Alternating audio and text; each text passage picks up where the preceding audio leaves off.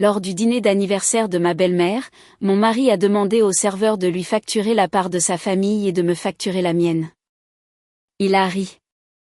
Mais une fois dehors, sur le parking.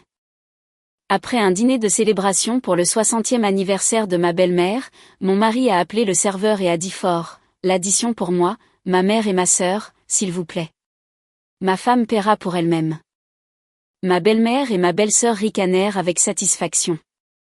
J'ai calmement réglé mon repas avec ma carte, mais lorsque nous sommes sortis sur le parking, mon mari et sa mère se figèrent d'horreur devant ce qu'ils découvrirent. Le vendredi soir tombait lentement sur Paris, à contre-cœur, comme si les derniers rayons du soleil rafraîchissant s'accrochaient au toit des gratte-ciel du centre-ville. Mathilde Dubois se tenait près de la baie vitrée de son bureau au 45e étage de la tour Montparnasse, contemplant la ville animée. Les voitures, comme des scarabées colorés, rampaient dans les embouteillages du périphérique parisien. Les gens se précipitant chez eux ressemblaient à de minuscules fourmis. Elle aimait cette vue. Cela lui donnait un sentiment de contrôle, le sentiment d'appartenir à quelque chose de vaste et d'important. La journée de travail était terminée, mais Mathilde n'était pas pressée de partir. La partie la plus difficile de sa journée était encore à venir. Elle mettait la touche finale à une présentation pour Alpha Investissement, un client clé dont le compte déterminait non seulement sa prime annuelle, mais aussi la réputation de tout son département. Elle prit une profonde inspiration, inhalant l'odeur familière du café et du papier d'imprimante. L'épuisement bourdonnait agréablement dans son corps, mais son cerveau fonctionnait toujours à plein régime, analysant les diapositives, les chiffres et les points clés. Le téléphone sur son bureau vibra, affichant un nom trop familier. Laurence. Le cœur de Mathilde se serra instinctivement. Les appels téléphoniques de sa belle-mère n'apportaient jamais de bonnes nouvelles. C'était comme être appelé au tableau à l'école quand on n'avait pas fait ses devoirs. On sait d'avance qu'on va faire face à l'humiliation et à la critique, mais il n'y a pas moyen de l'éviter. Mathilde ferma les yeux une seconde, se prépara et fit glisser l'écran. Oui, Laurence. Bonsoir, dit-elle, gardant sa voix aussi égale et calme que possible. Mathilde, ma chérie. Bonjour. La voix au bout du fil était d'une douceur écœurante, comme une confiture trop sucrée. Je ne t'interromps pas, n'est-ce pas? Notre petite bourreau de travail.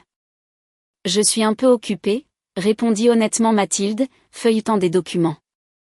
J'ai une présentation importante lundi. Oh, une présentation. Sa belle-mère traîna les mots avec dédain. Tu travailles toujours concentré sur les affaires de l'entreprise, et tu n'as jamais le temps de penser à la famille. Sais-tu pourquoi j'appelle? Ma chère, demain, c'est mon anniversaire marquant. 60 ans. Peux-tu imaginer? Bien sûr, je m'en souviens. Laurence, Antoine et moi avions prévu de passer dimanche pour fêter ça. J'ai même ton cadeau prêt. Dimanche, marmonna la femme plus âgée avec déception. Quelle idée, le dimanche? L'anniversaire est demain.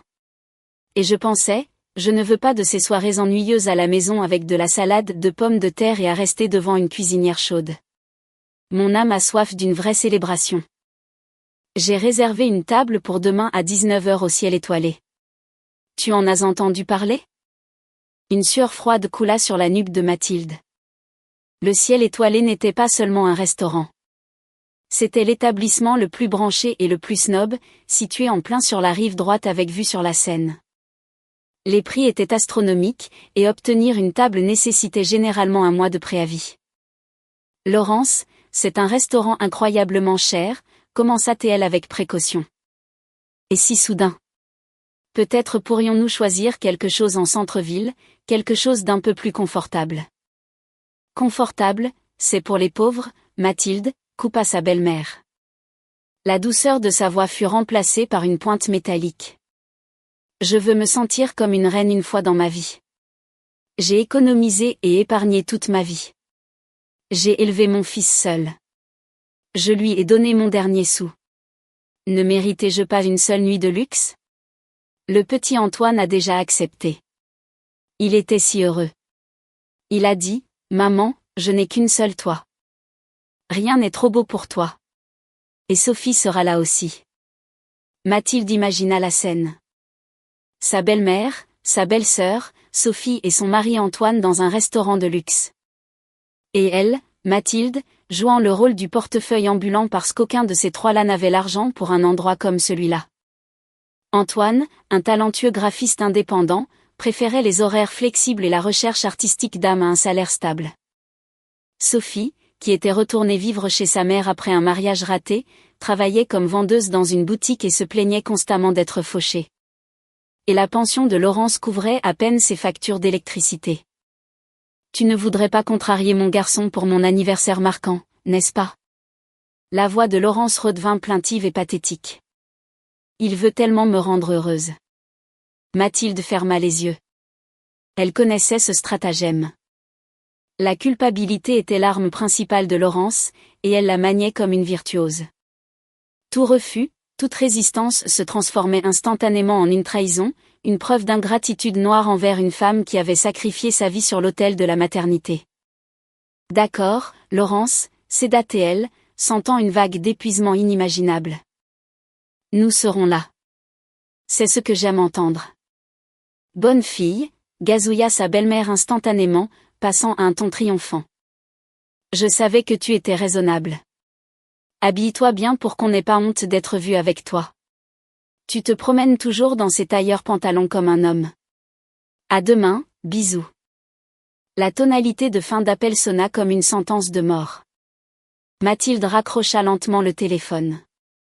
La perspective d'une soirée de travail tranquille fut remplacée par un lourd sentiment d'appréhension.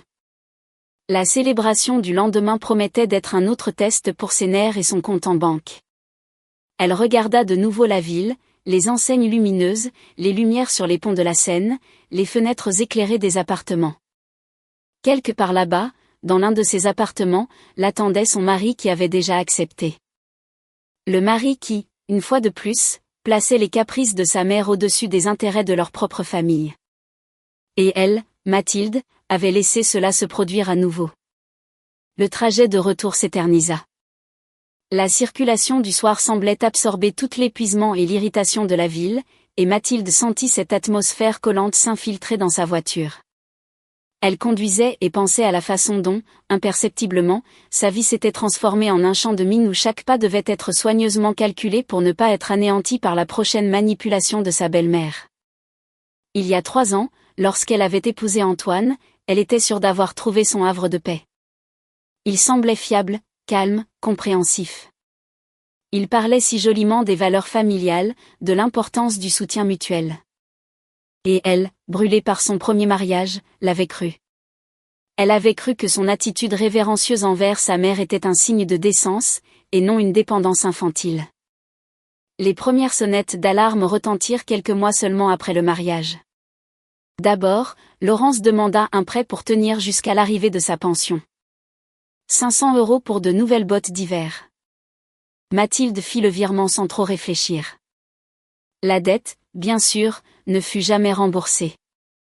Ensuite, de l'argent fut nécessaire pour réparer le porche de la maison de Laurence, puis pour des traitements pour un cas soudainement grave de bronchite chronique qui nécessitait apparemment exclusivement des médicaments coûteux non remboursés. Chaque demande venait avec le même mantra, « Mais nous sommes de la famille, Mathilde. Qui va aider sinon toi? Tu as un bon salaire, pas comme nous, les pauvres. » Antoine soutenait toujours sa mère. « Qu'est-ce que ça te coûte, Mathilde, disait-il, évitant son regard. Maman a vraiment du mal. Tu vois comme elle est malade. » Elle gara sa voiture dans le garage souterrain de son immeuble. L'appartement, qu'elle avait acheté avant même de rencontrer Antoine, était sa forteresse. Mais chaque année qui passait, cette forteresse ressemblait de plus en plus à un territoire assiégé. En sortant de l'ascenseur à son étage, elle entendit de la musique entraînante provenant de derrière sa porte et la voix de son mari au téléphone. « Oui, maman. Bien sûr, nous serons là. Mathilde sera ravie. Elle adore les surprises. » Il gazouillait. Mathilde mit sa clé dans la serrure. La musique s'arrêta brusquement. Quand elle entra, Antoine se tenait déjà dans le couloir avec un sourire large mais quelque peu coupable. « Oh, chérie, tu es rentrée. Je parlais juste à maman. » J'ai entendu, dit Mathilde sèchement, en levant ses talons. J'ai entendu à quel point j'allais être ravie à l'idée de dépenser la moitié de mon salaire pour le caprice de ta mère. Allons, Mathilde, ne commence pas, il tressaillit. C'est les 60 ans de maman. Cela n'arrive qu'une fois dans une vie. Elle veut juste une belle célébration. Une belle célébration à mes frais, précisa-t-elle, entrant dans la cuisine. Antoine, nous avions convenu que nous économisions pour des vacances. Nous voulions aller en Italie cet été. C'était toi qui mourais d'envie de voir Rome. Nous irons. Nous irons certainement. Il la suivit comme un chiot perdu. Peut-être pas l'Italie. Peut-être le Mexique. Et pas en été. Peut-être à l'automne. Quelle différence cela fait-il pour toi? Clairement aucune. Mathilde prit une bouteille d'eau du réfrigérateur et but une longue gorgée. Antoine, pourquoi ne m'as-tu pas parlé d'abord? Pourquoi me présentes-tu toujours un fait accompli? Parce que je savais que tu commencerais à faire tout ça. Il leva les mains au ciel. Compter les sous, parler du budget. Mathilde, c'est ma mère. Je ne peux pas lui dire non. Elle m'a élevée seule. Elle a passé des nuits blanches. Elle a tout fait pour moi. Mathilde s'assit à l'îlot de la cuisine et se frotta les tempes avec lassitude. Elle avait entendu cette histoire des centaines de fois. Le récit du grand sacrifice de Laurence était devenu une épopée familiale transmise de bouche à oreille, servant de justification ultime à toutes ses exigences. Elle ne te demande pas, Antoine. Elle exige et te manipule en utilisant ton sens du devoir. Ne vois-tu vraiment pas cela? Je vois que ma mère est une femme âgée et malade qui veut un peu de joie dans sa vie, répondit-il obstinément, et ma femme, au lieu de la soutenir, fait une crise pour un restaurant. Un restaurant? Mathilde s'écria, riant d'un air amusé. Antoine, l'addition moyenne au ciel étoilé est d'environ 250 € par personne. Nous sommes 4. C'est au minimum 1000 €, sans compter les boissons. Et connaissant l'appétit de ta sœur et l'amour de ta mère pour les belles choses, ce sera bien plus. Où allons-nous trouver cet argent? Eh bien, balbutia-t-il. Tu l'as sur ton compte. Tu as eu cette prime le mois dernier. Voilà. Les mots magiques. Tu l'as. Elle entendait ces mots constamment. Tu as l'argent. Tu as l'appartement. Tu as le travail stable. Et lui et sa mère s'y attendaient. Ma prime, Antoine, est destinée à rembourser le prêt de ta voiture. Celle que tu as totalisée l'année dernière, lui rappela-t-elle. Et pour les factures, les courses et ce voyage en Italie. Mathilde, ne nous disputons pas. Il s'approcha et essaya de lui poser les mains sur les épaules. S'il te plaît, ce n'est qu'une nuit. Nous nous assiérons. Nous souhaiterons un joyeux anniversaire à maman. Et c'est tout. Je te le promets. C'est la dernière fois. Tu as dit exactement la même chose quand Sophie avait besoin d'argent pour un nouvel iPhone, lui rappela-t-elle, ne cédant pas à son toucher. Et quand ta mère avait un besoin urgent d'une nouvelle télévision de 70 pouces parce que son ancienne affichait une teinte verte. C'est différent. Rien n'est différent, Antoine. C'est un système. Et j'en ai marre d'être le sponsor de ce système. Il recula, un froncement de sourcils offensé familier apparaissant sur son visage. Je ne comprends pas pourquoi tu détestes autant ma famille. Ce ne sont pas des étrangers pour toi. Parce que ta famille ne m'aime pas, dit Mathilde doucement mais fermement. Ils ne me voient pas comme une femme ou une belle-fille. Ils me voient comme une ressource, un puissant fond où ils peuvent puiser sans jamais rien donner en retour. Et le plus triste, c'est que tu es d'accord avec eux. Elle se leva et alla dans la chambre. Il ne servait à rien de discuter. Il répéterait juste les mêmes choses en boucle. Elle énoncerait des faits. Il jouerait la carte de la culpabilité et prêcherait le devoir filial. Et finalement, elle céderait parce qu'elle l'aimait ou croyait l'aimer. Maintenant, debout au milieu de leur chambre, elle n'en était plus si sûre. L'amour ne devrait pas ressembler à une bataille constante pour le droit d'avoir sa propre opinion et son propre argent. Elle ouvrit le placard et commença à parcourir ses robes. Elle devait choisir quelque chose pour demain, quelque chose qui ne la rendrait pas embarrassante à voir. Ironiquement, elle n'avait jamais honte de ses vêtements. Elle avait honte de son propre mari. Le lendemain, l'atmosphère dans l'appartement était aussi tendue qu'une corde d'arc. Depuis le matin, Antoine essayait d'agir comme si rien ne s'était passé. Il prépara le petit déjeuner, apporta le café à Mathilde au lit, plaisanta et raconta de petites anecdotes, mais sa bonne humeur forcée semblait aussi fausse que des décorations de Noël en juillet. Mathilde répondait par monosyllabes, se préparant mentalement à l'épreuve du soir.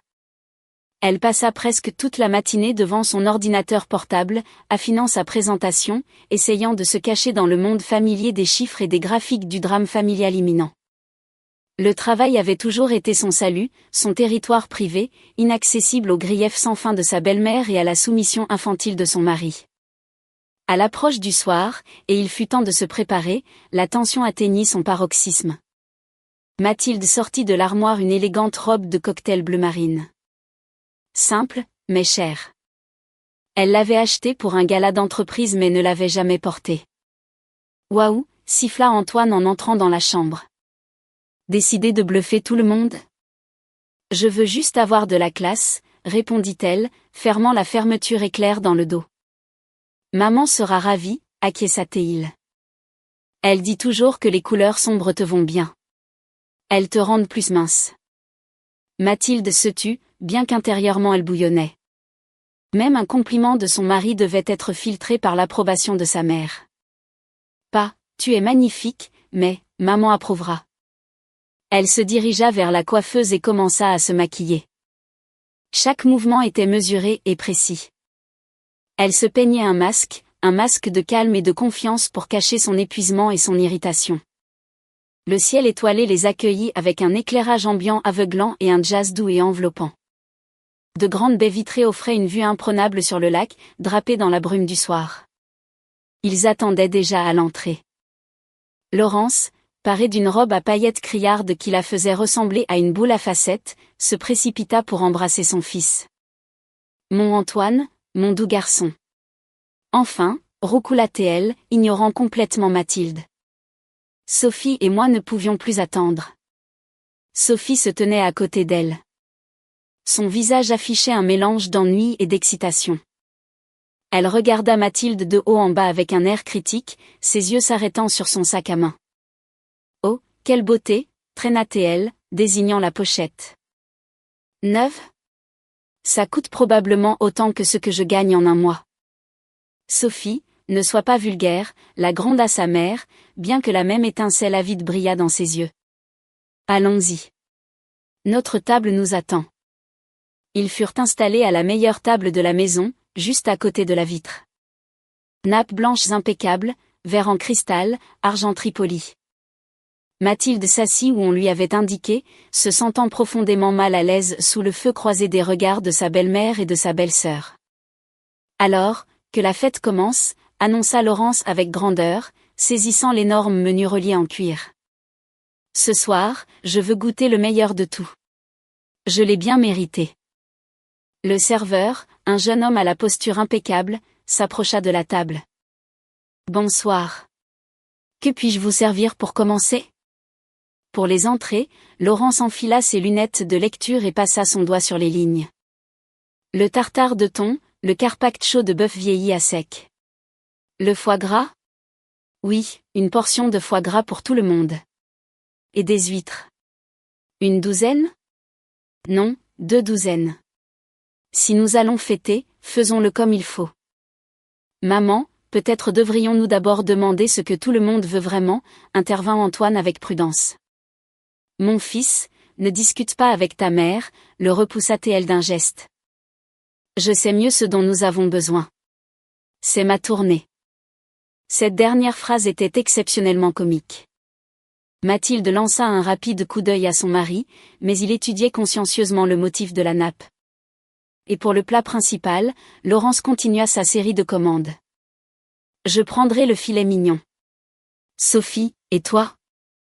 L'entrecôte avec os pour moi, répondit Sophie sans hésitation. La plus grande coupe et le beurre de truffe dessus. Antoine, le carré d'agneau pour toi. Comme d'habitude, sa mère décida pour lui. Et toi, Mathilde? Que vas-tu manger? Je vais juste prendre la salade de fruits de mer, dit Mathilde, essayant de garder son calme. Juste une salade?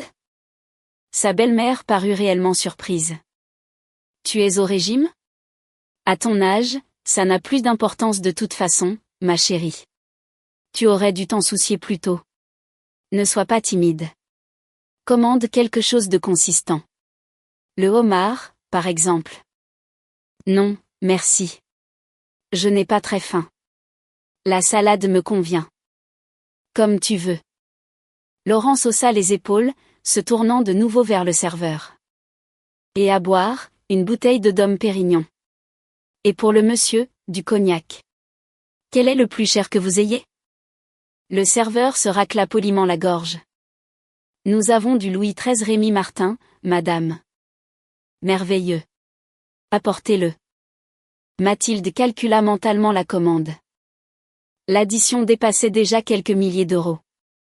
Elle sentit une froide fureur monter en elle. Ce n'était pas juste un dîner. C'était une démonstration de sa capacité financière et de leur droit perçu de l'utiliser. Quand les boissons arrivèrent, Laurence leva son verre. À moi, à ma beauté, à ma sagesse et à mon énergie vitale illimitée, déclara-t-elle.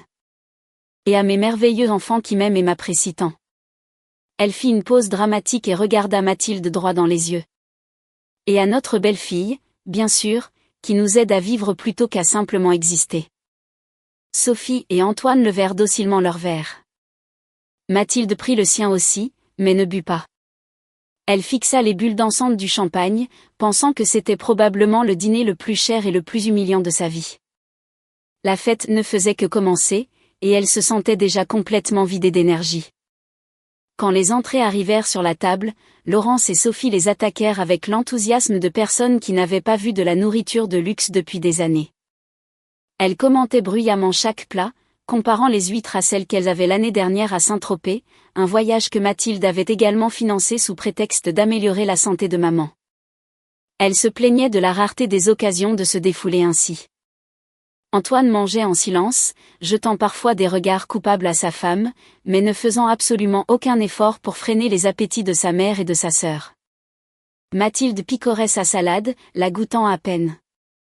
Toutes ses pensées étaient concentrées sur l'addition imminente et sur la façon dont elle allait s'en sortir. Mathilde, pourquoi si sombre? Demanda sa belle-mère avec une fausse préoccupation, portant une petite cuillère de caviar à sa bouche. Tu n'aimes pas la nourriture ou la compagnie? Je suis juste fatiguée, Laurence. Ça a été une longue semaine de travail. Ah, le travail. Il y avait de nouveau ce ton dédaigneux.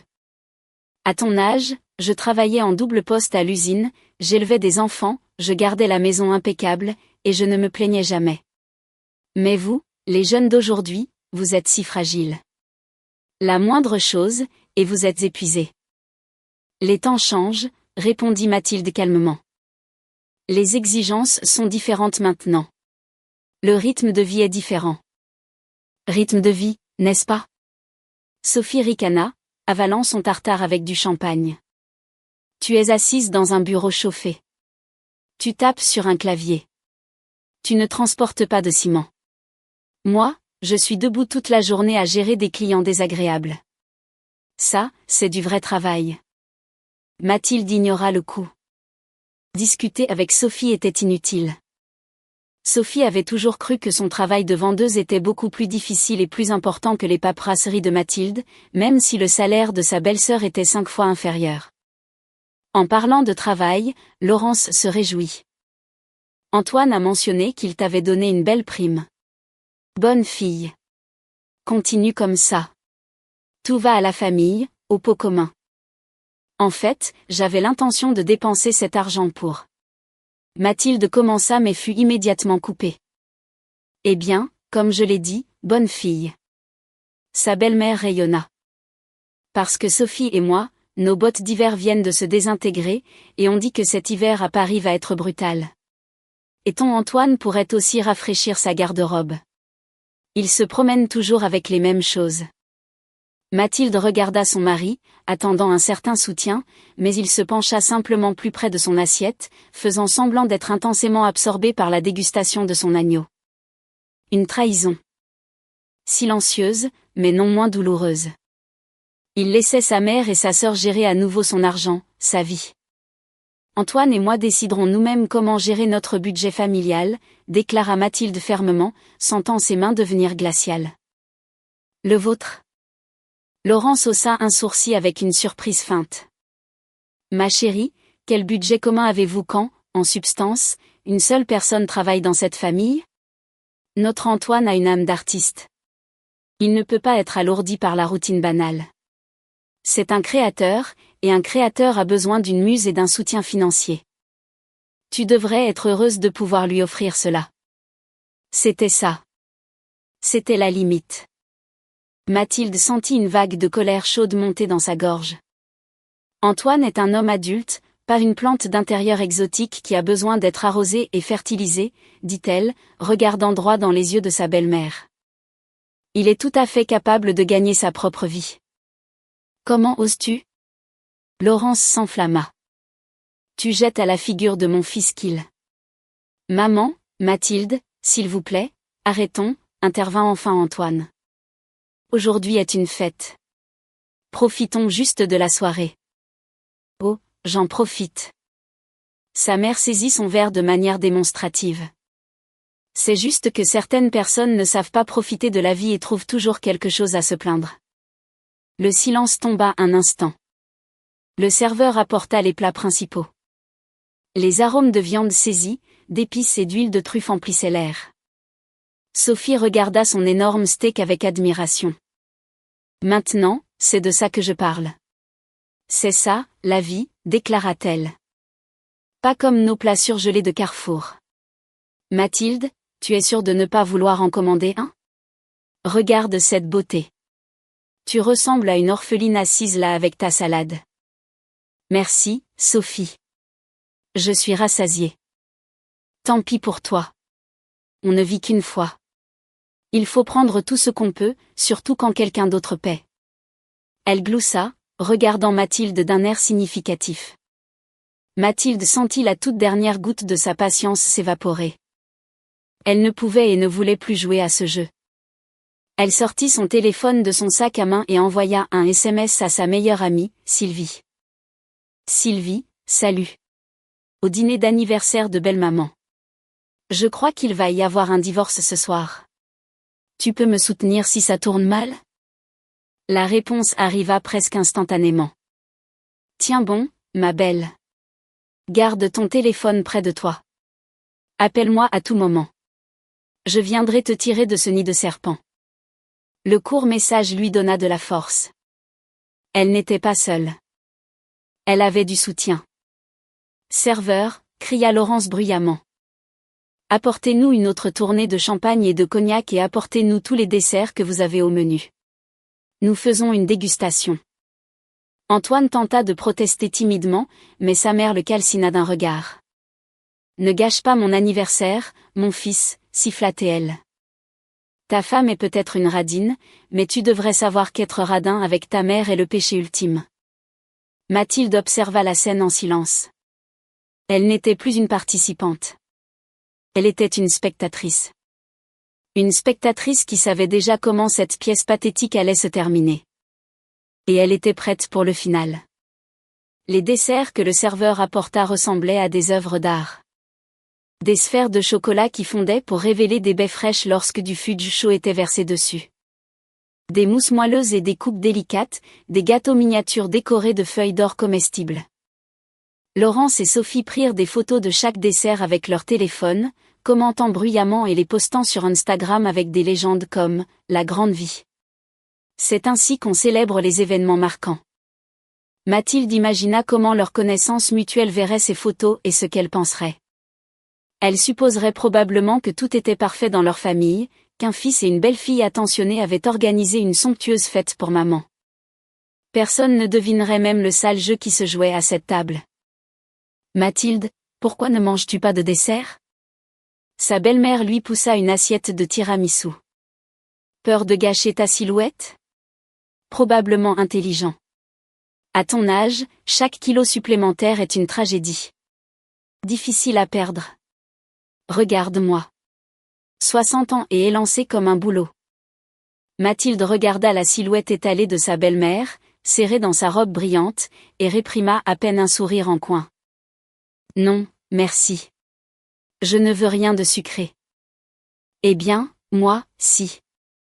Sophie intervint, terminant sa 3e pâtisserie.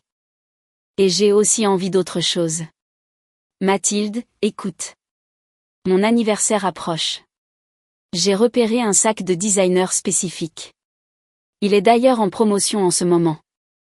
Seulement 2000 €. Tu ne dirais pas non à la sœur de ton mari pour une petite chose pareille, n'est-ce pas?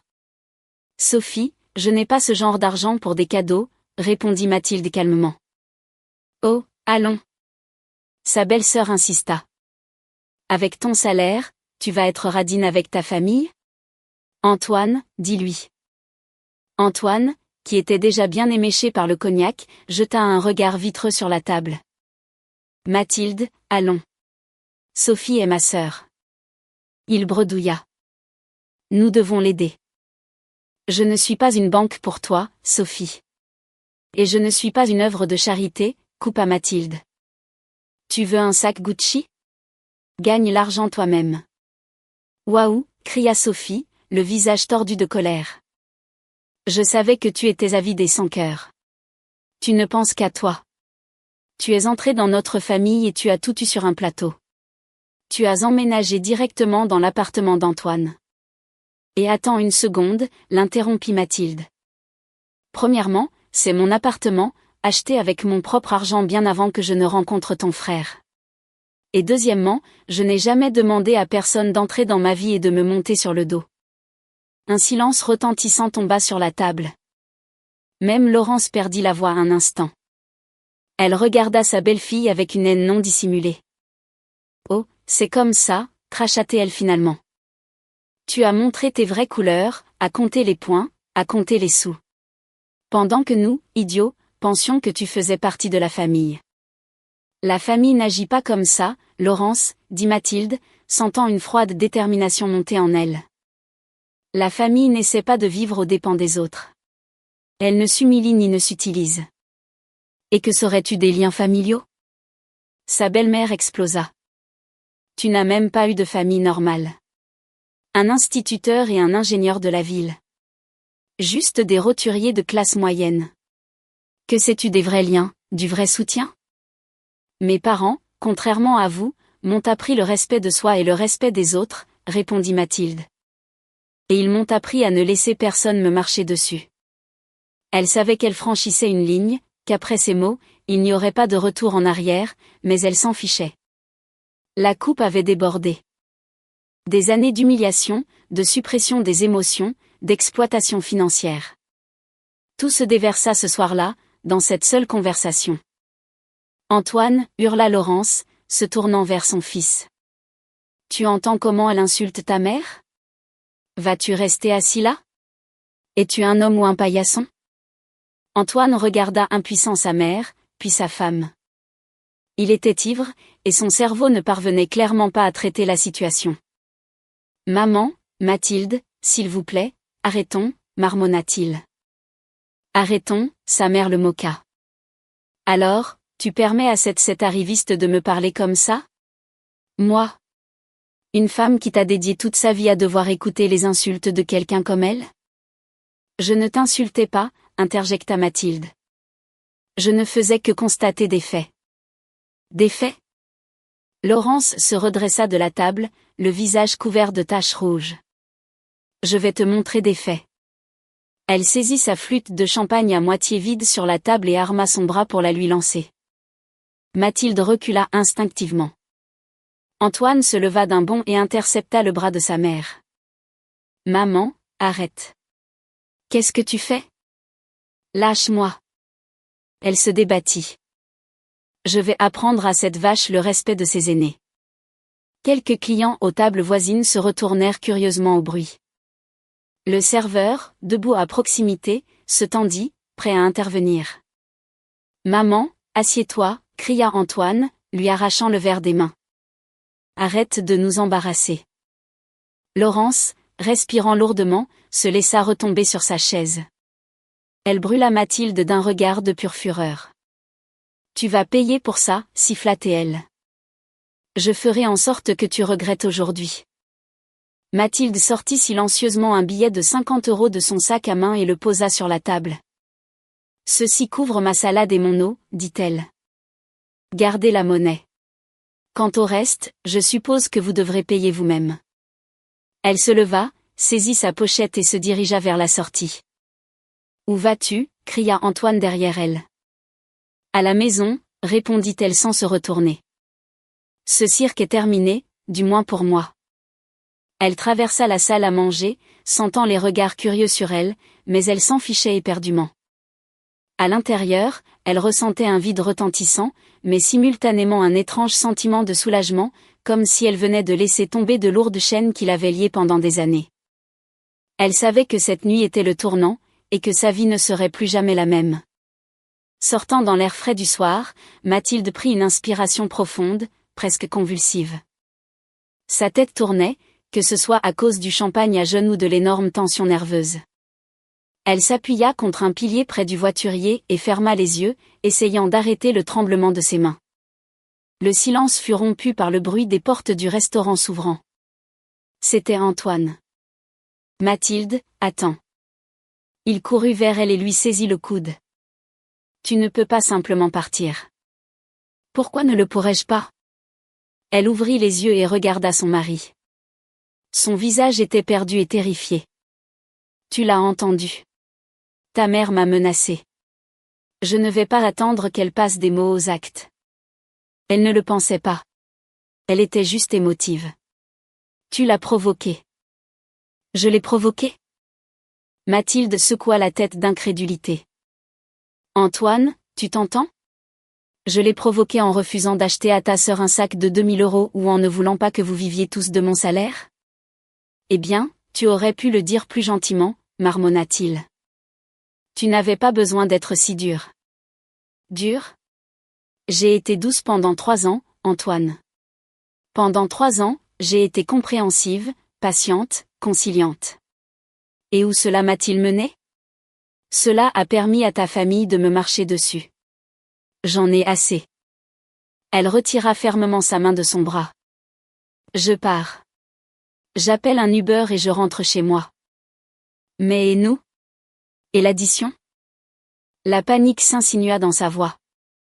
L'addition ? Elle sourit amèrement. Je pense que c'est votre problème maintenant. Vous vouliez une belle célébration, alors payez-la. Mais nous n'avons pas cet argent, Mathilde. Tu le sais. Vous l'avez. Elle le regarda droit dans les yeux.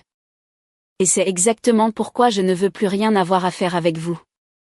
Elle sortit son téléphone pour demander un Uber, mais Antoine lui saisit de nouveau la main. Je t'en supplie. Reviens. Sa voix tremblait. S'il te plaît, Mathilde. Ne m'embarrasse pas devant maman. Retournons à l'intérieur. Tu paies l'addition et nous en discuterons calmement à la maison. Je te promets que je lui parlerai. Mathilde le regarda. 2 émotions contradictoires luttaient dans son âme. Une pitié résiduelle pour cet homme faible et perdu et un mépris glacial. Même maintenant, après tout, il ne pensait pas à elle. Il ne pensait pas à leur mariage. Il pensait à sauver la face devant sa mère. À ce moment précis, quelque chose se brisa définitivement en elle. Le dernier fil qui la liait à lui se rompit. Non, Antoine, dit-elle doucement mais fermement. Pas plus tard. Pas de discussion à la maison. Tout se règle ici et maintenant. Derrière son dos, elle vit Laurence et Sophie sortir du restaurant. Elle s'était forcée à les suivre. Ah Acha, te voilà, petit escroc. Sa belle-mère siffla en s'approchant. Décidé de partir sans payer l'addition ? J'ai payé ma commande, répondit Mathilde calmement. Pour ta petite salade ? Sophie rit. Et qui va payer le homard, le caviar et le champagne français ? Le Père Noël. Mathilde resta silencieuse. Elle resta juste là, les regardant, ce trio uni par la cupidité et l'immaturité.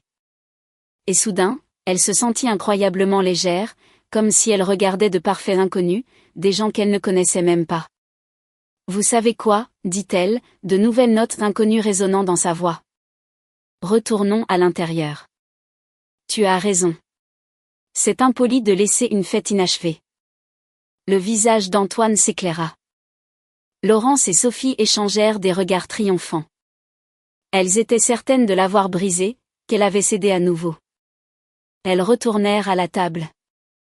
Mathilde s'assit à sa place, prit son verre d'eau et but une gorgée. J'ai changé d'avis, annonça-t-elle, balayant son regard calme sur eux. Ce soir, c'est l'anniversaire marquant de Laurence, et elle mérite une vraie célébration. Alors, continuons. Sa belle-mère et sa belle-sœur ne purent cacher leur triomphe. Antoine soupira de soulagement. Excusez-moi, serveur, appela Mathilde. Le jeune homme apparut instantanément à leur table. Oui, madame. Apportez-nous l'addition, s'il vous plaît, dit-elle. Mais nous n'avons pas fini, protesta Laurence indignée. Je voulais encore un dessert et un café. L'addition d'abord, répéta Mathilde. Nous devons régler cette formalité. Le serveur haussa les épaules, s'éloigna et revint une minute plus tard avec un porte-addition en cuir. Il le posa au milieu de la table et recula. Tous les yeux se posèrent sur le livre en cuir. Antoine tendit la main avec hésitation, l'ouvrit, regarda le total final et pâlit. Combien ça fait, demanda Sophie impatiemment. Antoine lui tendit silencieusement l'addition. 4 850 €, lui la voix haute, la voix tremblante. Oh mon Dieu! Le silence tomba. Tout le monde regarda Mathilde. Elle était assise calmement, buvant son eau. Eh bien, Laurence brisa le silence. Qui paie? Qu'est-ce que tu veux dire, qui? Mathilde feignit la surprise. Celui qui a commandé le banquet, c'est-à-dire toi? Sophie clarifia. Non. Mathilde sourit. Je n'ai commandé qu'une salade. Et je l'ai déjà payée. Mais tu as dit que tu étais revenu pour payer. Antoine balbutia, bégayant. J'ai dit que nous étions revenus pour régler une formalité, le corrigea Mathilde. Et nous y voilà. Et puis elle fit quelque chose que personne n'attendait. Elle rappela le serveur. Excusez-moi, dit-elle fort et clairement, de manière à ce que les tables voisines l'entendent. Nous avons un léger malentendu concernant le paiement. Pourriez-vous diviser cette addition? Le serveur, confus, la regarda, puis les autres. La diviser également, demanda Antoine avec espoir. Non. Mathilde secoua la tête. Pas également. Apportez-moi une addition séparée. Elle se désigna. Et une séparée pour eux. Elle fit un geste vers Antoine, sa mère et sa sœur. Ces trois la forment une seule partie. Ce sont les invités de mon mari. Je suis ici seul ce soir. Antoine se leva d'un bond de sa chaise. Il était blanc comme un drap. Mathilde, qu'est-ce que tu fais? Ce que j'aurais dû faire il y a longtemps, répondit-elle, posant des limites. Et à ce moment précis, tandis que sa belle-mère et sa belle-sœur la regardaient avec horreur et haine, et son mari avec désespoir et confusion, le serveur revint avec 2 reçus, il en plaça un petit devant Mathilde, et un imposant devant Antoine. Voici, dit-il. Et c'est alors qu'Antoine prononça sa phrase fatale, celle qui devint le point de non-retour. Il regarda le serveur et dit fort, pour que toute la salle l'entende, oui, c'est exact. S'il vous plaît, apportez l'addition pour moi, ma mère et ma sœur. Ma femme paiera pour elle-même. Laurence et Sophie ricanèrent. Elles avaient gagné, du moins le pensaient-elles. Mathilde sortit calmement sa carte de crédit, la plaça dans le petit présentoir avec son reçu, et la tendit au serveur. Tenez, et s'il vous plaît, assurez-vous d'ajouter un pourboire de 20% pour vous. Elle sourit, mais c'était un sourire complètement différent. Après avoir payé sa modeste part de l'addition, Mathilde se leva lentement de table. 3 paires d'yeux étaient fixés sur elle. Les regards triomphants et méprisants de ses beaux-parents et le regard perdu et coupable de son mari. Il s'attendait à ce qu'elle fasse une crise de colère, qu'elle pleure, qu'elle supplie. Mais elle lissa simplement sa robe, saisit sa pochette et dit « Détendez-vous. J'ai juste besoin d'aller aux toilettes. » Elle se dirigea vers la sortie de la salle à manger, sentant leurs yeux sur son dos. Chaque pas était difficile, comme si elle marchait dans du sable épais. Ses jambes étaient comme de la gelée, et elle entendait un bruit de ruissellement dans ses oreilles. Lorsqu'elle atteignit les toilettes des femmes, elle poussa la lourde porte, et ce n'est que lorsqu'elle fut seule qu'elle s'appuya contre le mur car l'effraie pour ne pas s'effondrer. Le miroir en face d'elle reflétait un visage pâle avec des cernes sous les yeux et des pupilles fiévreusement brillantes. C'était elle, Mathilde Dubois, une manager d'entreprise à succès, une femme intelligente et forte. Et cette même femme venait d'être publiquement humiliée par la personne la plus proche d'elle. Ma femme paiera pour elle-même. Ces mots prononcés fort dans tout le restaurant résonnaient dans sa tête comme une marche funèbre. Une marche funèbre pour son mariage. Ses espoirs, les 3 années de sa vie données à cet homme. Elle s'approcha du lavabo et s'aspergea le visage d'eau glacée. L'eau la ramena un peu à la raison. Elle regarda son reflet et ne se reconnut pas. Qui est cette femme? Est-ce vraiment la même Mathilde qui a toujours su sa valeur, qui n'a jamais laissé personne la rabaisser? Comment en est-on arrivé là? Les souvenirs l'envahirent en une vague.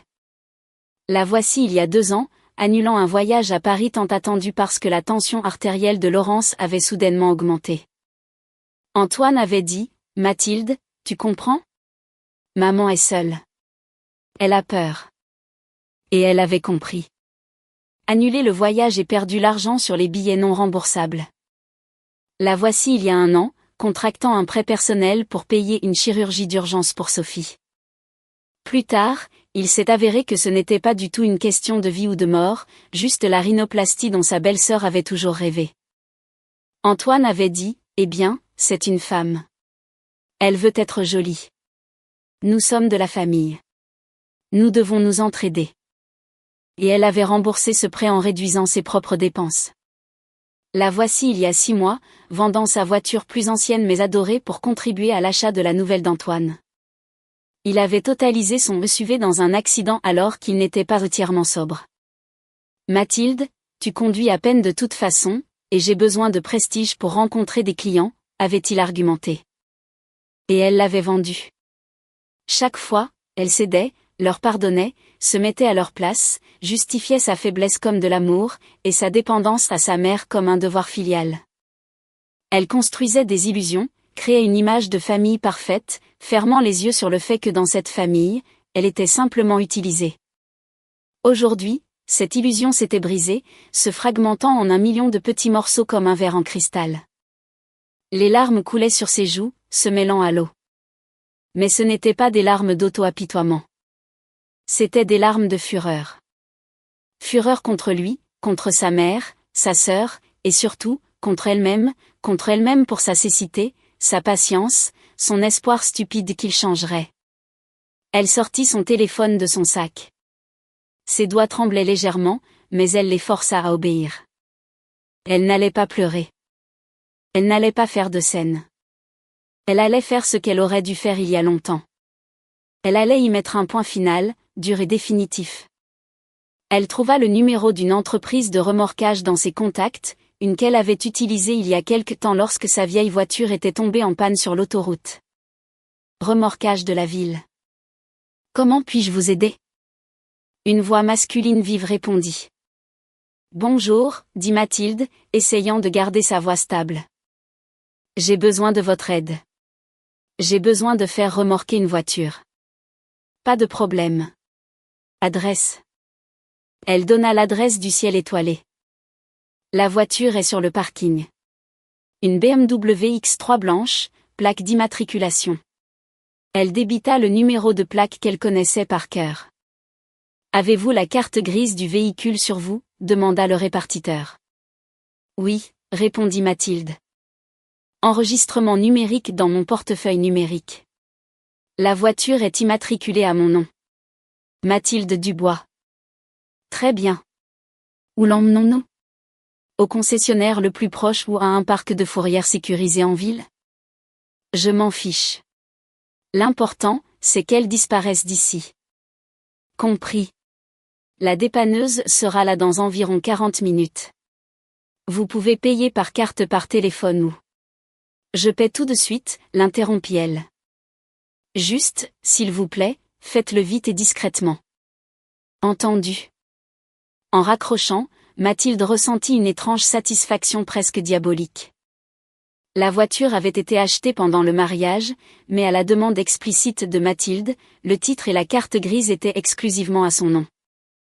Elle avait le revenu élevé et la banque avait approuvé le prêt automobile uniquement pour elle. Antoine n'avait pas protesté à l'époque. Il se fichait du nom figurant sur les papiers tant qu'il pouvait rouler dans un SUV de prestige. Il ne se souciait même pas des détails. Et maintenant, ce détail devenait crucial. Elle se regarda de nouveau dans le miroir. Les larmes avaient disparu. Une autre femme la regardait, calme, décisive. Avec une lueur froide dans les yeux, elle retoucha son maquillage, redressa ses épaules et sortit des toilettes. Quand elle revint à table, la fête battait son plein. Laurence et Sophie, certaines de leur victoire totale, avaient commandé un autre verre du vin le plus cher et discutaient bruyamment de la façon dont elles avaient remis cette parvenue à sa place. Antoine était assis en silence, fixant son assiette. Il leva les yeux quand Mathilde s'assit. Dans son regard, elle pouvait lire un mélange de culpabilité et d'espoir. Il pensait clairement qu'elle s'était calmée et était prête à faire la paix. « Tout va bien ?» demanda-t-il doucement. « Maintenant oui » répondit Mathilde, souriant énigmatiquement. « Maintenant, tout va être parfaitement bien. » Elle sortit son téléphone et envoya un autre SMS à Sylvie. « Plan B activé. Je te raconterai tout demain. On dirait que je vais enfin être libre. » Elle but une gorgée d'eau et se cala dans sa chaise. Elle n'avait plus besoin de se précipiter. Elle était prête à savourer le final de ce spectacle. Le temps s'écoula sans merci. Mathilde était assise à table comme sur des charbons ardents, mais extérieurement, elle gardait un calme glacial. Elle répondait aux rares questions de son mari par monosyllabes.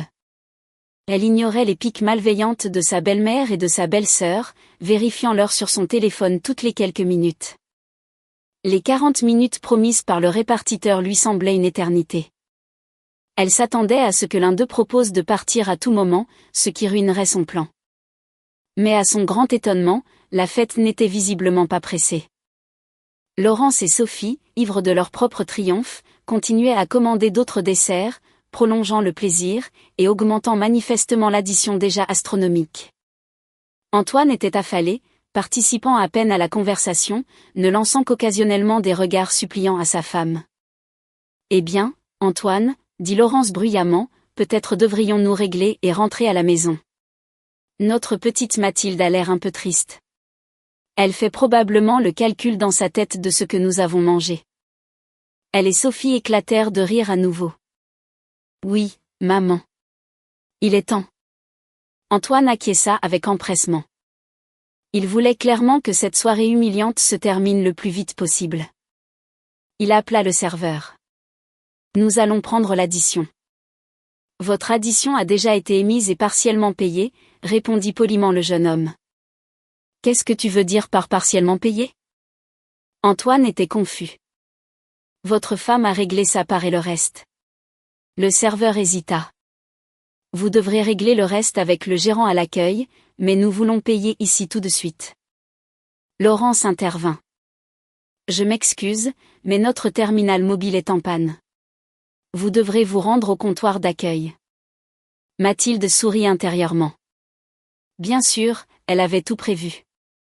Elle ne voulait pas qu'il paie par carte à table car cela ne prendrait qu'un instant. Elle avait besoin de gagner du temps pour s'assurer que la dépanneuse était bien partie. En payant sa salade, elle avait discrètement glissé un billet de 100 € au serveur et lui avait demandé de diriger son groupe vers l'accueil pour payer, prétextant que le système portable était en panne. Le personnel s'était volontiers exécuté. « Eh bien, allons-y, » dit-elle en se levant. « Voyons comment se portent vos finances. » Ils se dirigèrent vers la sortie. Il y avait une petite file d'attente au bureau du gérant. Mathilde se tint tout au fond, laissant son mari et ses proches passer en premier. Antoine se déplaçait nerveusement d'un pied sur l'autre. Mathilde, peut-être pourrais-tu juste, commença-t-il en chuchotant. Non, coupa-t-elle, également en chuchotant. C'est ton addition. Tu la paies. Mais je n'ai pas cet argent sur mon compte courant. Incroyable. Mathilde haussa les épaules.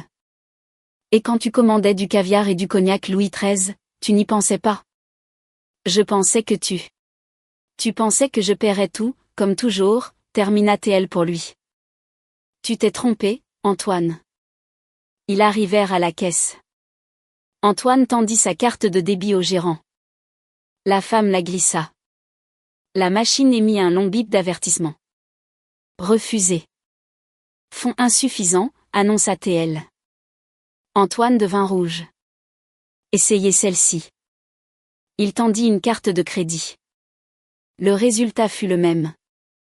Je n'en ai pas d'autre, marmonna-t-il, laissant tomber ses mains.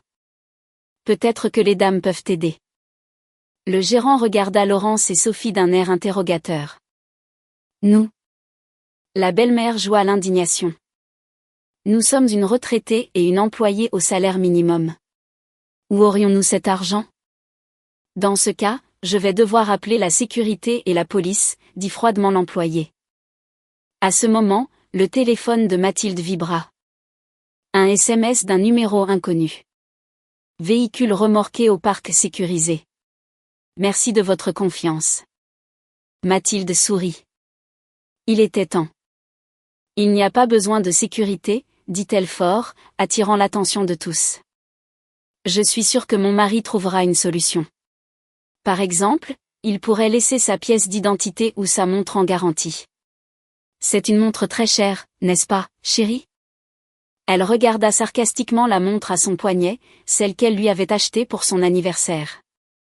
Antoine la regarda avec horreur. Il réalisa qu'elle ne plaisantait pas. Mathilde, je t'en supplie. Qu'est-ce que tu fais? Me supplier? Elle s'approcha de lui. Tu m'as humiliée devant tout un restaurant. Tu as laissé ta mère et ta sœur m'insulter. Tu m'as trahi et maintenant tu demandes de l'aide.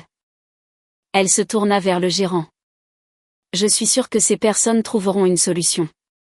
Et moi, avec votre permission, je vais partir. Elle fit demi-tour et marcha résolument vers la porte. Arrête, cria Antoine derrière elle. Tu ne peux pas nous laisser ici. Nous sommes tous venus dans une seule voiture. Mathilde s'arrêta juste à l'entrée, se retourna et lui lança son sourire le plus charmant. Oh, ne vous inquiétez pas pour la voiture, dit-elle. Elle n'est plus là. Qu'est-ce que tu veux dire, elle n'est plus là? Laurence ne comprit pas. Mathilde écarta les bras. Pendant que vous faisiez la fête, j'ai appelé une dépanneuse. Votre carrosse, pour ainsi dire, est redevenue une citrouille. La stupeur et le choc sur leur visage étaient si authentiques qu'elle ne put réprimer un rire. Mais comment, balbutia Antoine. Parce que la voiture est immatriculée à mon nom, cher mari, lui rappela-t-elle. Et en tant que propriétaire légal, j'ai tout à fait le droit de faire ce que je veux de ma propriété. Elle poussa la porte. Passez une bonne soirée et bonne chance avec l'addition. Elle sortit dans la rue, le cri indigné de Laurence résonnant derrière elle. Mathilde n'écouta pas. Elle marcha vivement le long du chemin menant à la route principale. Son téléphone vibra de nouveau. C'était Sylvie. Alors, ma belle, opération vengeance un succès. La voix joyeuse de son amie résonna. Plus que tu ne le sais, rit Mathilde. Tu aurais dû voir leur visage. J'imagine. Tu es mon héroïne. Où vas-tu maintenant? À la maison. J'ai commandé un Uber. Il arrive maintenant. Je veux juste prendre un bain et dormir. Bonne idée.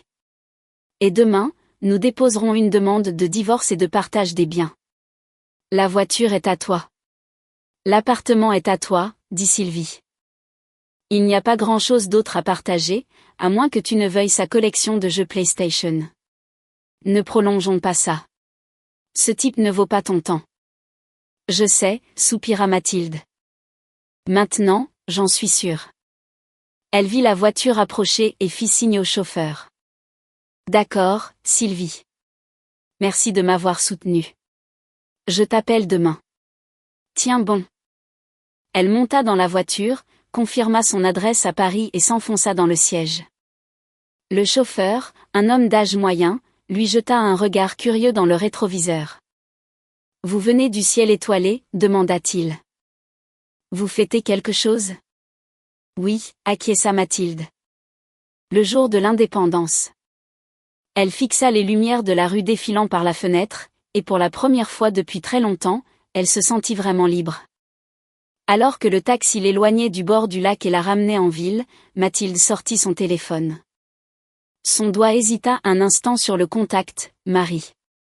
Elle eut envie d'appeler, de crier tout ce qui s'était accumulé au fil des années, d'écouter ses excuses pathétiques, mais elle se retint. Pour l'instant, toute conversation était inutile. Laissons les émotions se calmer et ensuite elle pourrait parler calmement, froidement, par l'intermédiaire d'un avocat. Au lieu de cela, elle ouvrit son application bancaire dans leur compte d'épargne commun où il déposait occasionnellement de petites sommes. Il y avait un peu plus de 5 000 €. C'était leur argent commun.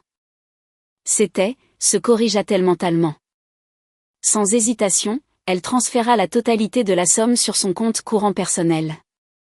Elle se souvint comment le mois dernier elle y avait mis 2 500 € de sa prime tandis qu'Antoine n'avait versé qu'une misérable somme de 200 €. Si nous nous séparons, pensa-t-elle avec un sourire amer. Ensuite, elle ouvrit un dossier sur son téléphone. Immatriculation auto, propriétaire, Mathilde Dubois, police d'assurance, son nom, acte de vente, sa signature, tout était en règle. D'un point de vue légal, elle était intouchable. Elle posa sa tête sur l'appui-tête et ferma les yeux. Ses pensées tourbillonnaient encore et encore.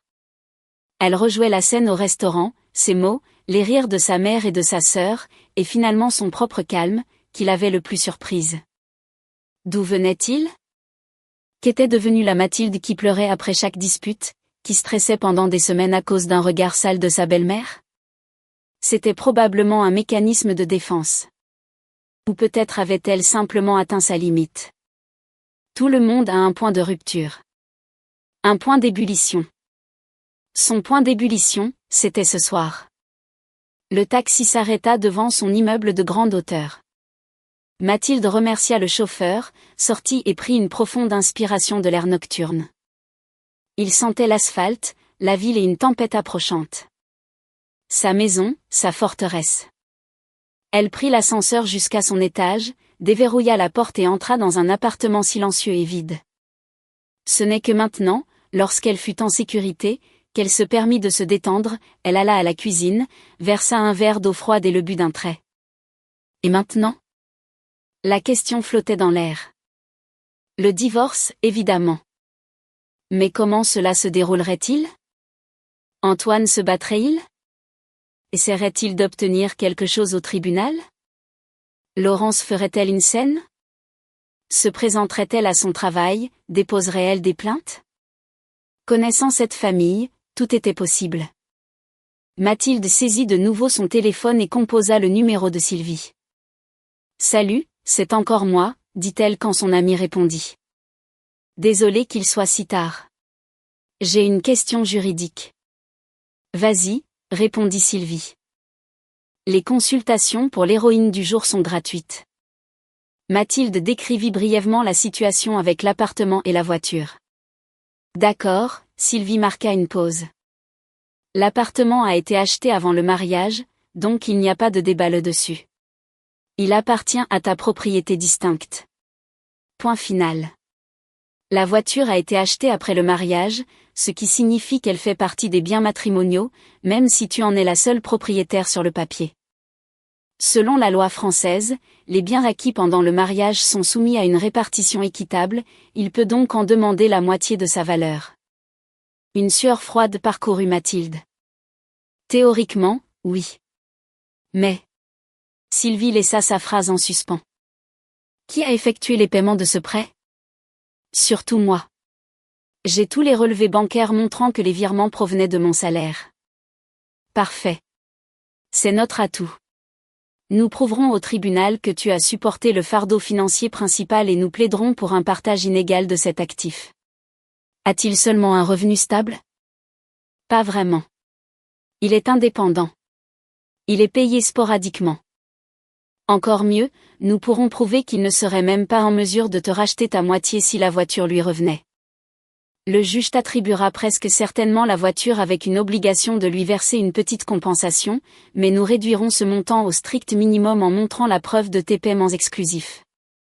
Et s'il essaie de déposer une plainte contre moi pour vol de voiture ou quelque chose comme ça? Vol aggravé? Absurdité, ricana Sylvie. Tu es copropriétaire des biens matrimoniaux. Et sur le papier, tu es la seule propriétaire. Tu avais tout à fait le droit de déplacer ta propriété dans un endroit sécurisé. Nous dirons que tu pensais que l'alarme fonctionnait mal et que tu ne voulais pas perturber le dîner. Personne ne peut prouver une intention malveillante au tribunal, alors dors tranquille. Tu as joué cela de main de maître. Merci, Sylvie. Tu m'as calmé. À tout moment. Demain matin, je rédigerai les documents de divorce. Oh, et une chose de plus, ajouta-t-elle. Change les serrures. Demain matin, on ne sait jamais de quoi ils sont capables. La conversation avec son amie remit de l'ordre dans la tête de Mathilde. Elle se sentit plus confiante. Elle avait un plan et elle avait du soutien. Elle alla dans la chambre, ouvrit le placard et regarda les étagères d'Antoine, ses t-shirts, pulls, jeans. Tout cela semblait si étranger maintenant, comme les affaires d'un colocataire aléatoire. Elle saisit un grand sac de sport et, méthodiquement, complètement dépourvue d'émotion, commença à emballer ses vêtements. Puis elle passa à la salle de bain. Sa brosse à dents, son rasoir, sa crème à raser. Tout alla dans le même sac. Elle travailla vite et efficacement comme un chirurgien en salle d'opération, coupant les tissus morts et sectionnant ce qui la liait à sa vie passée. Quand le sac fut rempli à ras-bord, elle le plaça dans le couloir près de la porte d'entrée. Puis elle saisit un sac poubelle et parcourut l'appartement, ramassant toutes les traces de sa présence, les magazines qu'il lisait, la tasse de café à moitié vide sur son bureau, ses chaussons préférés. Elle voulait purger son espace et sa vie de lui. Après avoir terminé, elle s'assit sur le canapé et scruta le salon. Il semblait en quelque sorte plus spacieux, plus lumineux, comme si non seulement une personne avait quitté l'appartement, mais quelque chose de suffocant. Elle savait qu'une période difficile l'attendait. Le divorce, le partage des biens, les inévitables affrontements avec sa famille. Mais elle savait aussi qu'elle s'en sortirait parce qu'aujourd'hui, elle avait retrouvé la chose la plus importante, elle-même. La nuit fut agitée. Mathilde se réveillait au moindre bruissement.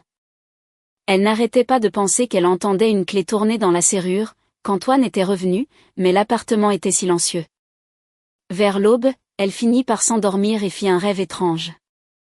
Elle conduisait sa voiture sur une autoroute sans fin, et Laurence était assise sur le siège passager, tricotant une longue écharpe sans fin qui enveloppait Mathilde, l'empêchant de diriger. Elle se réveilla en sueur froide, le cœur battant. La première chose qu'elle fit fut d'appeler un serrurier pour changer les serrures. Puis elle appela Sylvie. « J'ai décidé, dit-elle. Je dépose une demande de divorce aujourd'hui. » Bonne idée. L'avocate la soutint. J'ai déjà une ébauche de requête de divorce sans faute prête. Mais nous pouvons déposer une demande pour faute si tu veux mener une guerre brutale. Non, gardons ça propre et rapide. Passe au bureau après le travail. Tu pourras la signer. Et n'oublie pas les serrures. Déjà programmé. Un gars vient à midi. Toute la journée au travail, Mathilde ne put se concentrer. Ses pensées revenaient sans cesse à la nuit dernière et au divorce imminent. Ses collègues remarquèrent son humeur, mais ne posèrent pas de questions avec tact. Pendant sa pause déjeuner, le serrurier arriva comme prévu. Pendant qu'il travaillait sur la porte, Mathilde était assise dans la cuisine, buvant du café. Chaque coup de marteau, chaque grincement de métal résonnait dans son âme. Ce n'était pas juste une réparation. C'était la construction de nouvelles frontières, l'érection d'un nouveau mur défensif autour de sa vie. Quand le technicien eut fini et lui remit un nouveau jeu de clés, elle ressentit un immense soulagement. Ce soir-là, après le travail, elle passa au cabinet de Sylvie, signa les papiers et rentra chez elle.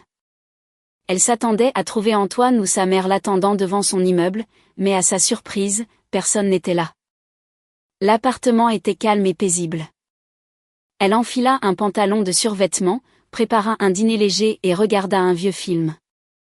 Ce n'est que maintenant qu'elle réalisa à quel point elle avait été épuisée, vivant dans une tension constante, toujours en attente d'une attaque, toujours en alerte maximale. Son téléphone sonna vers 22 heures. Numéro inconnu. Elle hésita mais finit par répondre. Salut. La voix d'Antoine sortit du haut-parleur. Il appelait d'un téléphone jetable ou du téléphone d'un ami. Qu'est-ce que tu veux ? Demanda-t-elle froidement. Mathilde, je ne peux pas entrer dans l'appartement. La clé ne fonctionne pas. Ce n'est plus ton appartement, Antoine, dit-elle. J'ai changé les serrures. Et mes affaires ? Tes affaires sont emballées dans un sac dans le couloir. Je peux les déposer près des ascenseurs où tu peux passer demain après que je sois rentrée du travail. Le silence régna à l'autre bout du fil. Tu es sérieuse ? Il finit par étouffer. Tu demandes le divorce ? Oui. En fait, les papiers sont envoyés par la poste à la maison de ta mère puisque je suppose que c'est là que tu vis maintenant. Mais pourquoi, Mathilde ? Nous pouvons en discuter. Je parlerai à maman. Je réparerai tout. Tu as dit ça tellement de fois. Je ne te crois pas, Antoine. Au revoir. Elle raccrocha et bloqua instantanément le numéro. Les larmes lui montèrent de nouveau aux yeux, mais elle ne les laissa pas couler. Assez. Elle avait assez pleuré au cours des 3 dernières années. Il était temps de commencer une nouvelle vie. Le lendemain, l'enfer se déchaîna. Le matin, Laurence appela son téléphone professionnel. Elle cria, menaça et accusa Mathilde de tous les péchés du monde. Mathilde écouta sa tirade en silence, puis dit calmement, « Laurence, si tu ne cesses de me menacer, je serai obligée de le signaler à la police de Paris. J'enregistre cet appel. » Sa belle-mère se tut une seconde, puis raccrocha le téléphone. 1 heure plus tard, Sophie appela. Elle commença à sangloter au téléphone, parlant de la façon dont Mathilde avait détruit leur famille, comment elle avait laissé son frère sans abri et sans le sou, et comment elle avait poussé sa mère malade au bord de la crise cardiaque. Mathilde raccrocha et bloqua son numéro aussi, mais elles ne l'abandonnèrent pas. Ce soir-là, en rentrant du travail, Antoine la guettait dans le hall. « Nous devons parler, dit-il, lui barrant le chemin. Nous n'avons rien à nous dire. Adressez toutes vos questions à mon avocat. Je ne partirai pas tant que tu ne m'auras pas écouté, insista-t-il. D'accord, soupira Mathilde. Tu as 5 minutes. Il se tenait devant l'entrée. Il parla et parla de son amour, de sa stupidité, de sa volonté de tout faire pour la récupérer. Il promit de changer, de trouver un emploi à temps plein, de ne plus écouter sa mère. Mathilde le regarda et ne ressentit absolument rien. Ni pitié, ni sympathie, juste un vide glacial. « As-tu terminé ?» demanda-t-elle quand il se tut. Il acquiesça. « Très bien, maintenant écoute-moi. Tes mots ne signifient absolument rien. Les actions comptent et tes actions montrent que tu es un homme faible, sans caractère, qui ne grandira jamais. Tu choisiras toujours ta mère plutôt que ta femme parce qu'avec ta mère, c'est plus facile, plus confortable et il n'y a aucune responsabilité. Avec une femme, tu dois être un partenaire. Tu dois prendre des décisions difficiles, et tu es incapable de cela. » Elle le contourna et tendit la main vers la poignée de porte. « Mathilde, attends » cria-t-il derrière elle. « Et la voiture ? Vas-tu me donner la moitié de l'argent pour elle ? » Elle s'arrêta et se retourna avec pitié. « La voiture ? » Elle sourit amèrement. « Non, Antoine. Je ne te donnerai pas un sou. J'ai payé le prêt. J'ai payé l'assurance. J'ai payé l'entretien. Je considère cela comme une compensation minimale pour les 3 années que j'ai gaspillées avec toi et ta famille. Amène-moi au tribunal. Nous te battrons volontiers là-bas. Sur ces mots, elle entra dans le bâtiment, le laissant seul. Elle savait qu'il n'irait pas au tribunal pour se battre pour la voiture. Il n'avait pas l'argent pour un avocat, ni les preuves. C'était fini, définitif et irrévocable. La réaction de la famille d'Antoine face à la ferme position de Mathilde fut prévisible. Incapables de briser ses défenses avec des supplications ou des menaces, elles eurent recours à la guérilla. Laurence commença à appeler tous leurs amis communs et la famille élargie, racontant une histoire déchirante sur la façon dont sa belle-fille perfide et calculatrice avait tout pris à son pauvre petit garçon et l'avait jeté à la rue. Elle dépeignait Mathilde comme un monstre, une prédatrice d'entreprise qui n'avait épousé un garçon d'une famille normale que pour l'utiliser. Certaines personnes, en particulier celles qui n'aimaient déjà pas Mathilde pour son indépendance, avalèrent ces révélations. D'autres préférèrent ne pas s'en mêler. Un jour, Mathilde reçut un appel de sa tante de Lyon. « Mathilde, salut. » Commença-t-elle d'une voix inquiète. « Cette belle-mère à toi, Laurence, m'a appelée. » Mon Dieu, les choses qu'elle disait. Que se passe-t-il là-bas? Elle a dit, tu as laissé Antoine complètement démuni. Mathilde prit une profonde inspiration. Tati, s'il te plaît, ne crois pas un mot de ce qu'elle dit. C'est une longue et dégoûtante histoire, mais en bref, j'ai juste cessé d'être leur distributeur de billets personnels, et elles n'ont vraiment pas aimé ça. Oh, c'est ça? Le soulagement inonda la voix de sa tante. Je commençais à m'inquiéter. Je te connais. Tu ne ferais pas de mal à une mouche, mais elle geignait, pleurait au téléphone si fort. Jouer la martyre est son genre théâtral préféré. Mathilde sourit tristement, mais le coup le plus bavin d'une direction complètement différente. Une semaine après leur dernière conversation devant l'immeuble, Mathilde descendit à son parking souterrain et vit que les 4 pneus de sa BMW avaient été crevés. La voiture était posée impuissante sur ses jantes. Il n'y avait pas de mots, et les caméras de sécurité ne pointaient pas directement vers ce coin. Elle appela la police et déposa une plainte pour vandalisme, mais au fond d'elle, elle savait exactement qui était responsable. Cependant, elle ne pouvait rien prouver. Elle dut débourser une jolie somme pour de nouveaux pneus et un remorquage chez le garagiste. Antoine, bien sûr, nia tout. Quand elle l'appela et lui demanda directement, il fit une scène. « Tu penses que c'était moi? Tu penses que je suis capable d'être une telle crapule? Comment peux-tu même penser ça? » Qui d'autre, Antoine, demanda-t-elle calmement. Qui d'autre perd le sommeil à cause de ma voiture? Je ne sais pas. Peut-être des gens jaloux de ton travail ou un ex. Pourquoi me blâmes-tu toujours moi et ma famille? Parce que vous êtes les seuls à avoir un motif. Elle le coupa. Elle ne prolongea pas la conversation. Elle savait qu'il n'avouerait jamais. Il lui mentirait en face et la manipulerait psychologiquement. C'est ainsi que sa mère l'avait élevée. L'étape suivante de cette guerre fut une attaque contre sa vie professionnelle. D'une manière ou d'une autre, Laurence obtint le numéro de portable du patron de Mathilde, Vincent.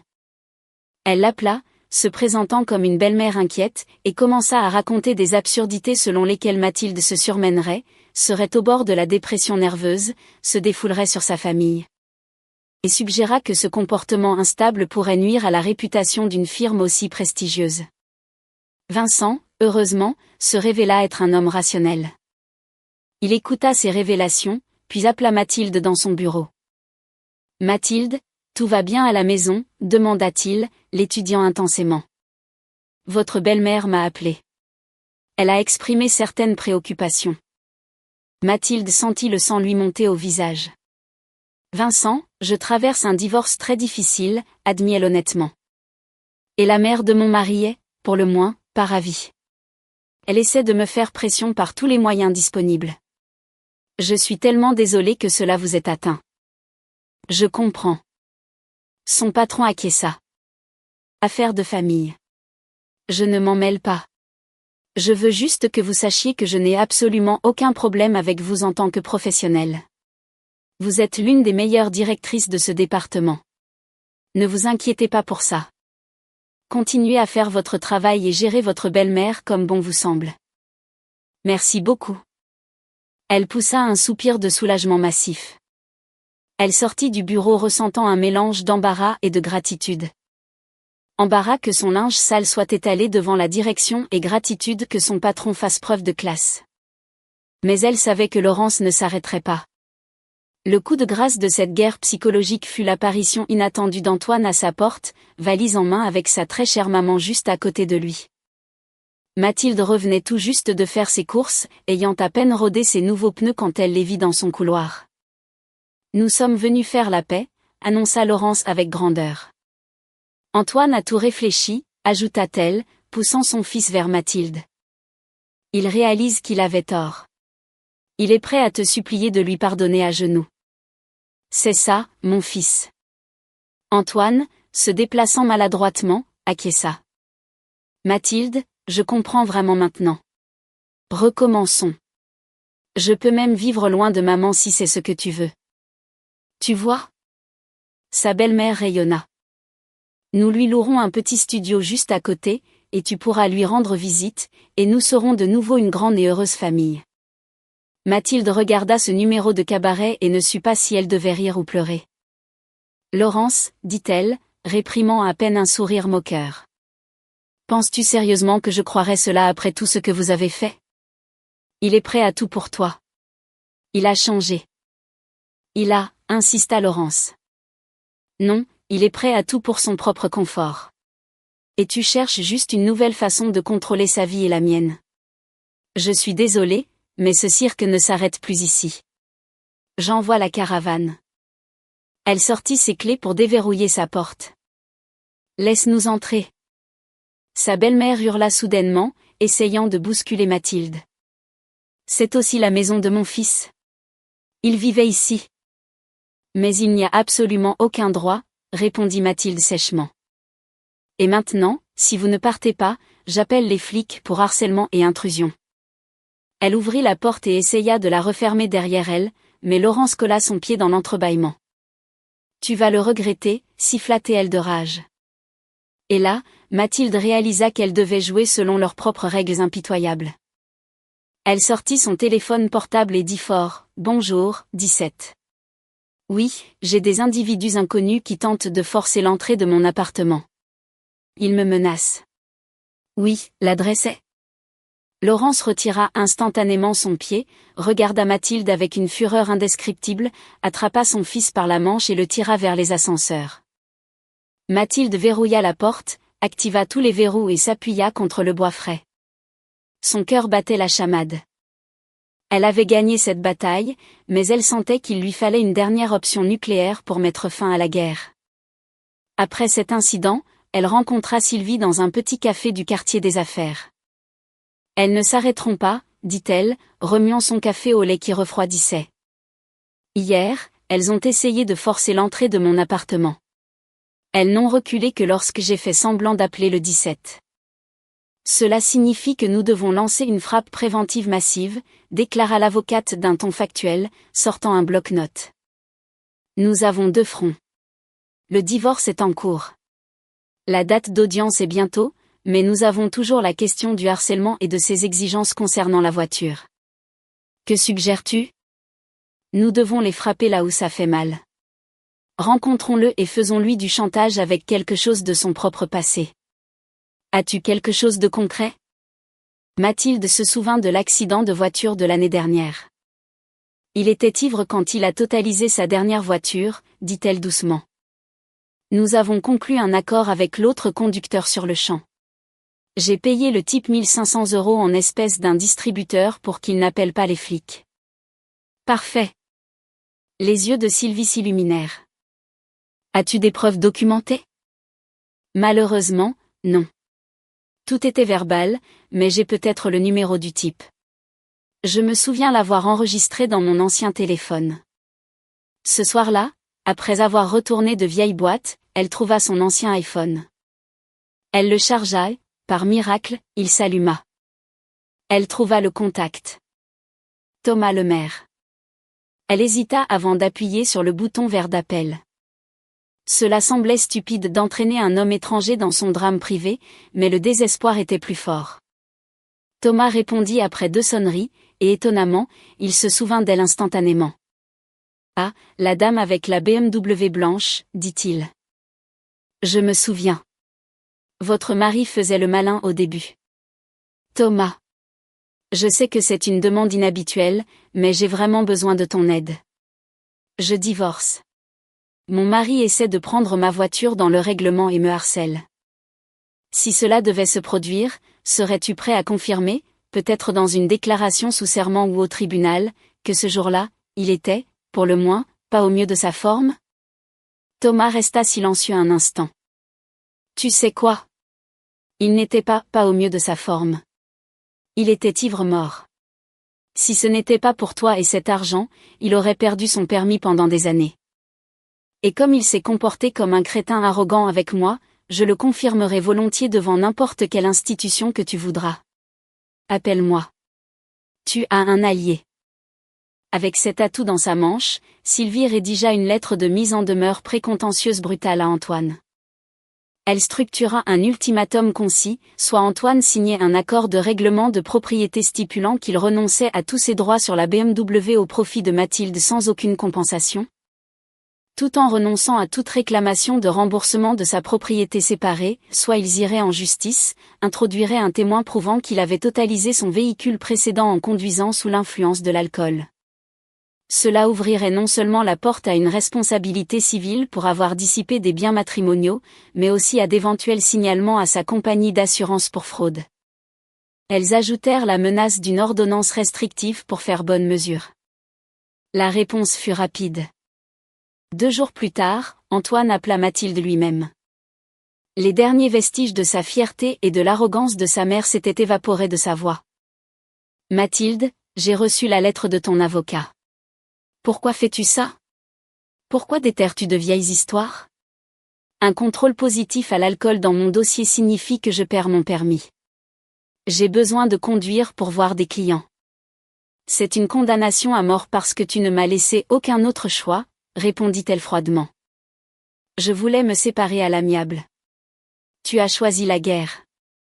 Maintenant, tu acceptes mes conditions. C'est une négociation. C'est du chantage. Quand mes pneus ont été crevés, as-tu pensé à comment j'allais me rendre au travail ? Quand ta mère a appelé mon patron et m'a accusée d'être folle, as-tu pensé à ma carrière ? Il se tut. Tu as 24 heures, Antoine. Tu signes le règlement avec mon avocat et tu disparais de ma vie. Sinon, nous déclenchons les procédures légales. Elle savait que Laurence serait furieuse, hurlerait qu'elle était une femme sans pitié. Mais elle savait aussi qu'elles étaient toutes deux des lâches face aux conséquences légales réelles, à la police et aux accusations de fraude à l'assurance. Et c'est exactement ce qui se passa. Un jour plus tard, au bureau de Sylvie dans le centre-ville, un Antoine abattu et pâle signa l'accord de règlement sans un mot de protestation. Quand il leva les yeux de son bureau, il marmonna doucement, « Tu as gagné. As-tu obtenu ce que tu voulais ? » « Nous avons tous les deux perdu notre famille, Antoine, » répondit-elle. « Mais peut-être grâce à cela, nous avons une chance de recommencer séparément. » 6 mois plus tard, l'automne s'installa sur Paris, peignant les arbres du jardin du Luxembourg de nuances de cramoisi et d'or. Mathilde était assise dans son bureau, signant des documents. Cette présentation de ce vendredi fatidique avait été un succès spectaculaire. La firme avait décroché le client et Mathilde avait obtenu une promotion et le titre de vice-présidente. Le travail était devenu son ancre dans un monde changé. Sa vie avait retrouvé un rythme paisible. Laurence et Sophie avaient complètement disparu de son radar. Antoine avait abandonné et le divorce non contesté fut finalisé dès la première audience. Elle le voyait occasionnellement par hasard en centre-ville. Il avait l'air moins bien. Une fois, elle le vit avec une nouvelle petite amie. Pendant une fraction de seconde, cela la piqua. Mais le sentiment s'estompa rapidement. Elle était indifférente. Elle dépensa sa prime massive exactement comme elle le voulait. Elle n'alla pas en Italie comme elle l'avait prévu avec son ex-mari, mais elle emmena sa propre mère pendant 2 semaines dans un magnifique chalet dans le Massif central. Elles louèrent un endroit près des bois, firent de la randonnée et parlèrent au coin du feu jusqu'à l'aube. « Tu as changé, ma chérie, lui dit sa mère. Tu es si confiante. Je suis juste enfin devenue moi-même, maman. J'ai cessé d'essayer de me conformer aux attentes des autres. » Mathilde vendit la BMW maudite. Elle portait trop de souvenirs toxiques de disputes et de chantage. Avec la valeur de reprise et quelques économies, elle acheta une Renault Captur neuve et fiable, entièrement seule. En entrant dans l'intérieur impeccable, elle sentit que c'était sa propre vie durement gagnée. Un samedi, Sylvie appela. « Salut, bourreau de travail. Tu te reposes parfois ?» Étonnamment, oui. J'ai un jour de congé aujourd'hui. Super. J'ai des potins. Tu ne croiras pas quel cas d'expulsion j'ai vu sur le rôle récemment. Ton ex-belle-mère et sa charmante fille ont contracté un tas de crédits à la consommation abusif pour des bêtises dont elles n'avaient pas besoin. Elles se sont retrouvées piégées par l'endettement. Elles n'ont pas pu rembourser. La banque a saisi la maison et elle va être mise aux enchères. Elles perdent la maison. Mathilde était silencieuse. Elle leva les yeux vers le ciel d'automne. « Tu as de la peine pour elle ?» demanda Sylvie avec surprise. « J'ai de la peine que les gens n'apprennent pas de leurs propres erreurs. Elles se sont habituées à vivre au-dessus de leurs moyens aux dépens de quelqu'un d'autre. Et quand la source s'est tarie, elles ont pensé pouvoir survivre avec des prêts à taux d'intérêt élevés. Un imbécile restera toujours un imbécile. » Exactement. Et en parlant de ton jour de congé, j'ai rencontré un gars divorcé très intéressant. Un architecte. Peut-être pourrions-nous faire un double rendez-vous pour dîner en ville. Chacun paie sa part. Je promets. Mathilde rit sincèrement. Pourquoi pas? Elle ne savait pas ce que l'avenir lui réservait, mais elle n'en avait plus peur. Elle savait qu'elle pouvait tout gérer. Elle avait appris la leçon la plus importante que la vie pouvait lui offrir, ne jamais, en aucune circonstance, laisser les autres dicter sa valeur. Et ne jamais payer l'addition de quelqu'un d'autre, que ce soit au restaurant ou dans la vie.